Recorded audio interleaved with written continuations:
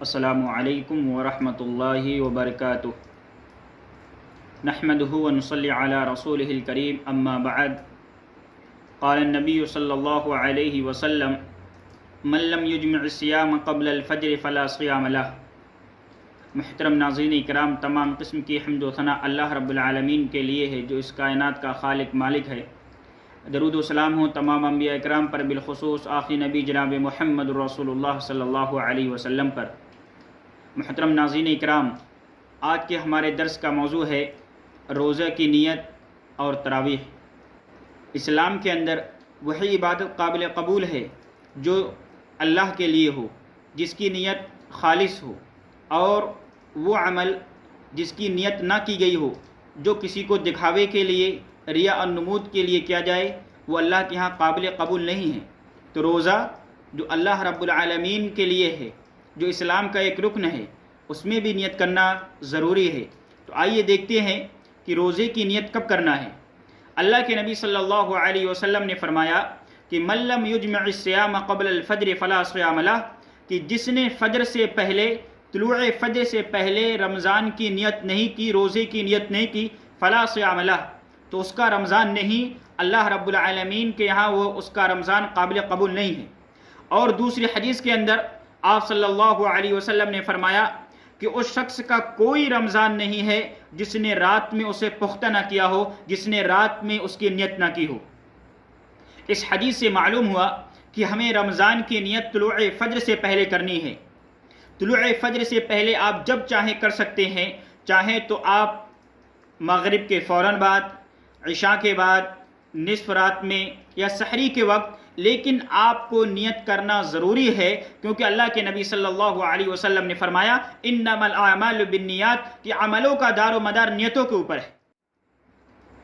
اب سوال یہ پیدا ہوتا ہے کہ روزے کی نیت ایک ایک روزے کی الگ الگ نیت کرنا ہے، یا صرف رمضان کے پہلی رمضان کو ہم نے نیت کر لی اور وہی نیت ہمارے لیے کافی ہوگی؟ تو علماء کرام بیان کرتے ہیں کہ ہر روزے کے لیے الگ الگ نیت کرنا واجب اور ضروری ہے۔ کیوں؟ اس لیے کہ روزہ ایک مستقل عبادت ہے، اور ہر عبادت کی ابتدا نیت سے کی جاتی ہے۔ اگر نیت نہ ہو تو عبادت قابل قبول نہیں ہوتی ہے۔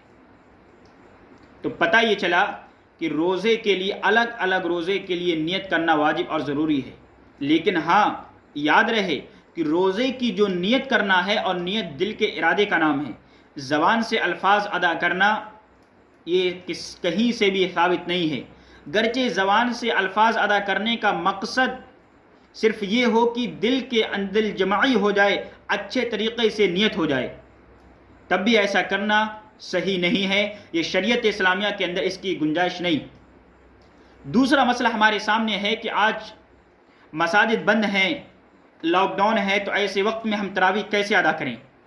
تو آپ پہلے یہ جان لیں کہ تراویح کی نماز ادا کرنا، تراویح پڑھنا، یہ مسنون ہے، واجب اور فرض نہیں ہے۔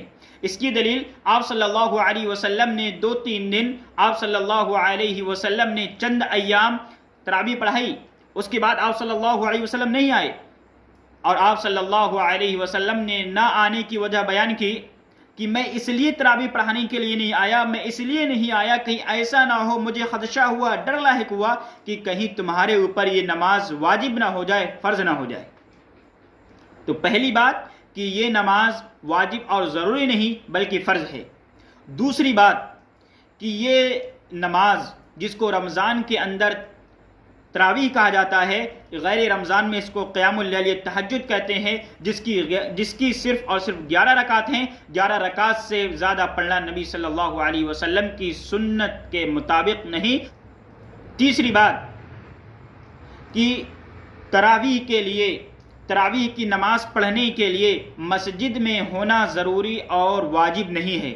یعنی یہ نہیں ہے کہ انسان مسجد کے اندر ہو تبھی وہ تراویح کی نماز پڑھے گا، اگر اور کہیں پڑھتا ہے تو تراویح کی نماز نہیں ہوگی، نہیں، بلکہ تراویح کی نماز انسان جہاں چاہے، وہ چاہے اپنے گھر کے اندر، اپنے کمرے میں، یا کہیں اور جگہ جہاں چاہے، وہ انسان نماز پڑھ سکتا ہے، اور اس کو وہی ثواب ملے گا جو نبی اکرم صلی اللہ علیہ وسلم نے بیان فرمایا کہ جس شخص نے بھی اللہ رب العالمین پر ایمان لاتے ہوئے اور ثواب کی امید سے قیام اللیل کیا، تراویح کی نماز ادا کی، اللہ رب العالمین اس کے تمام گناہوں کو بخش دیں گے۔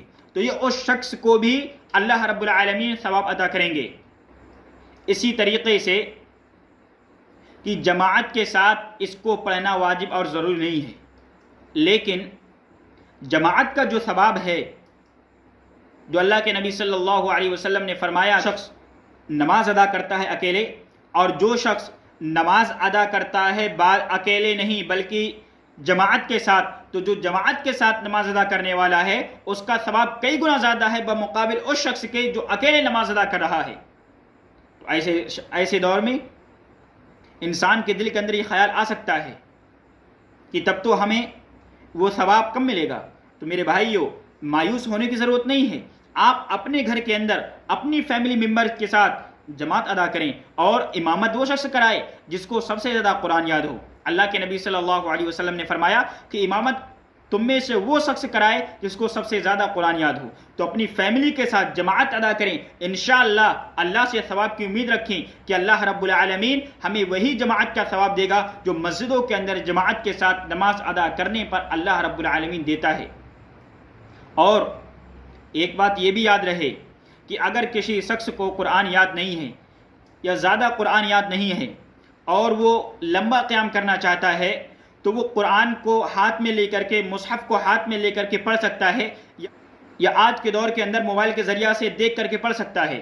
جیسا کہ عائشہ رضی اللہ تعالی عنہا نے اپنے غلام ذکوان سے کہا کہ وہ ان کو تراویح پڑھائیں، تو ذکوان رحمہ اللہ حضرت عائشہ رضی اللہ تعالی عنہا کو تراویح پڑھاتے تھے، اور اس حال میں کہ وہ قرآن کے اندر دیکھا کرتے تھے، یعنی قرآن کے اندر قرآن دیکھ کر کے مصحف ہاتھ میں لے کر کے عائشہ رضی اللہ تعالی عنہا کو تراویح پڑھا کرتے تھے۔